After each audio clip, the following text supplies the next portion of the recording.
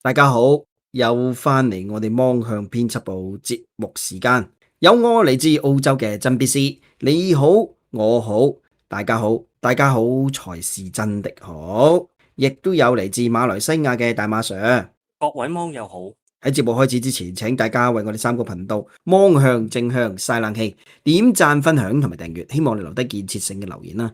好啦，今次咧就講講呢個世界知名嘅亞洲頂流啦吓，因為其實喂，原來佢大馬都好多人中意喎，啲巫裔人好多人中意佢嘅，可能因為大家都穆斯林啦。嗱，咁就係呢個咩人呢？迪麗熱巴咁啊，早前話佢失聯啦吓，因為呢個以色列同埋係美國就向係伊朗發動攻勢啦，咁成個叫做中東一鑊粥嘅。咁迪麗熱巴迪麗熱巴係即係用呢個普通話容易講啲呢個迪麗熱巴咧，其實咧亦都滯留咗喺杜拜嘅。咁後嚟啦，佢亦都發表聲明就話咧，初就發表聲明，因為不可抗疫因素，所以去唔到巴黎。不過好搞笑喎，人哋就話點解你團隊其他人去到嘅？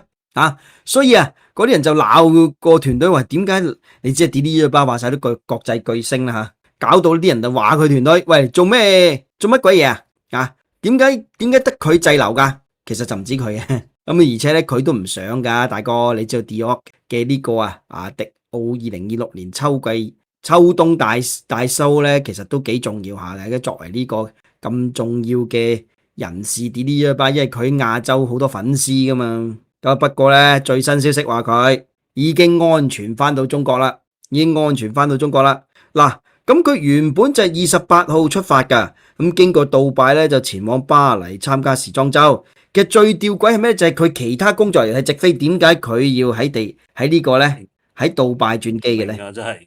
真係唔明啦。嗱，咁原來咧經過杜拜咧就去巴黎參加喺巴黎時裝周，但係因為中東局勢，即係因為係以色列同美國係攻伊朗啦，佢被逼滯留喺杜拜幾日嘅，最終亦都係遺憾咁缺席咗迪奧嘅秋冬大 show。咁後嚟咧終於日前報平安，咁佢微博咧就向粉絲報平安，咁佢嘅 IP 就顯示大馬嘅，咁原來咧應該佢同佢團隊就經由係東南亞咁輾轉咁翻到中國啦。咁最後咧，琴日多家媒體同埋工作室亦都確定迪麗熱巴呢個迪麗熱巴已經平安到達國內。咁呢次嘅行程咧，因為不可抗疫因素咁亦都有話佢失聯咗陣間啫。咁呢大家都嗰陣講真啦，戰爭之初全世界都係火紅火綠時候，真係好難揾到人噶嘛。好啦，咁咧亦都係咧，好在咧睇到咧藝人同埋咧團隊已經目前都係安全嘅。咁只可以咁講咁佢咧執翻身彩咯。有啲人都係翻唔到嚟嘅，未翻到嚟，我識得哥未翻到嚟，係未翻到嚟。好似我睇個抖音網紅華哥，佢就翻唔到嚟。可能佢係健身網，可能嗰啲機票而家買真係非常之天價。佢網紅應該就能力就唔夠迪麗熱巴勁啦，係嘛？係嘅，咁都唔出奇嘅冇問題啦。咁迪麗熱巴終於係叫做安全啦，咁亦都話請放心啦。而家放心啦，翻到大陸就係最好噶啦。咁另外咧一位影星就係 Lindsay Lohan 啦，咁其實佢亦都長期係定居杜拜嘅。咁佢同老公同個仔咧目前仍離，咁佢亦都透過 IG 向大家報平安，亦都表示為和平祈禱，希望大家依家局勢咁深啦吓。咁仲有一位幾耐嘅，就係曼聯嘅前隊長利奧費典南咁佢咧舊年就移居杜拜嘅，其實佢都經常去香港咁咧就同佢妻子咧就係咧話成晚咧喺空襲嘅警報聲當中係咧叫做好驚徹夜未眠。咁但係咧為咗安撫細路哥，其實好多人都係嘅，你只能夠安撫細路哥因為咧如果你大人都唔老定嘅話咧，其實小朋友亦都好大鑊嘅亦都好大鑊嘅。咁利奧費典南咧，咁當然啦，咁其實佢嘅雖然人職業生涯咧就好亮麗啦亦都做過英格蘭嘅隊長，但係佢而家呢位妻子其實咧就係咪叫續弦係因為佢本嚟嘅髮妻咧係冇咗係冇咗咁都幾令人心痛嘅嚇。咁講咧，即係呢位阿哥咧，咁佢係黑白混血兒嚟嘅，咁啊之前咧亦都係打破咗啊，係世界紀錄嘅，即係呢個後衞嘅世界嘅轉會紀錄㗎，啊3000萬磅錢。當然而家呢個數咧就唔算好多嘅，咁但係嗰陣咧都係幾犀利下嘅，啊都係幾犀利下嘅。好啦，咁里奧費典南咁佢都表示計啦，因為安撫啲細路哥啦，佢咧就將呢個被咁佢咧就係咧。即係點樣嚟講個善意大話就係咧我哋去避難室，其實咧我哋係個地下室嘅睡衣 party 嚟嘅啫，咁先至能夠咧令到細路哥安心入睡嘅。咁佢亦都表示雖然驚魂未定，但係相信呢個阿聯酋政府咧可以確保係安全嘅。我覺得唔係唔得，但係因為而家咧大家都知道係好困難，最尾係你話收手，人哋唔肯收手係嘛？你話收手，但係人哋就唔肯收手嘅時候，係咪真係咁容易呢？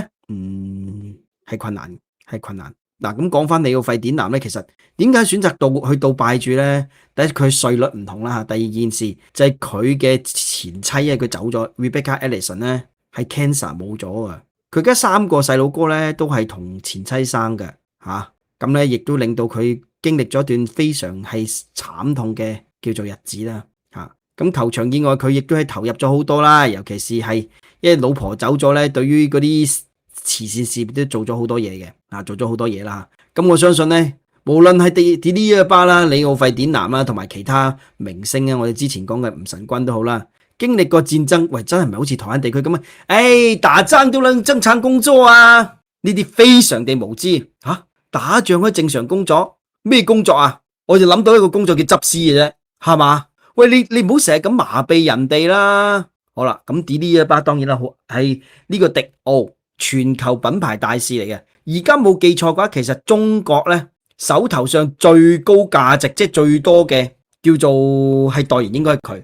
咁多錢係賺好多啦嚇。咁但係咁做明星咧，喂，最早排又話佢咩嘛，又話咩制憲啊嘛。喂，而家你台媒唔講，你三立唔講，你3條新聞都話佢冇事噶，又話制憲就係乜鬼嘢獻啦，冇人信嘅。唔好意思，我收翻呢句，其實島內好多人信因為你知道信息繭房全世界最勁就係台灣地區嘅。嗱，咁迪麗熱巴因為咧佢係特殊嘅身份，因為佢維吾爾人嚟噶嘛咁咧佢亦都係上戲畢業啦。咁佢最出名嘅作品有幾個嘅，就係《克拉戀人》同埋《三生三世十里桃花》，同埋咧炮彈啦仲有其他咧，你是我的榮耀都幾好睇，其實呢啲。咁亦都曾經咧係獲得中國電影藝術學會金鳳凰新人獎同埋中國電視金鷹獎觀眾喜愛女演員等等殊榮。其實之前咧我睇佢呢個綜藝節目好好睇咁就係咧，其實佢都即係個人咧都冇咩大架子嘅，因為你睇到啲綜藝節目，尤其是去旅遊嘅節目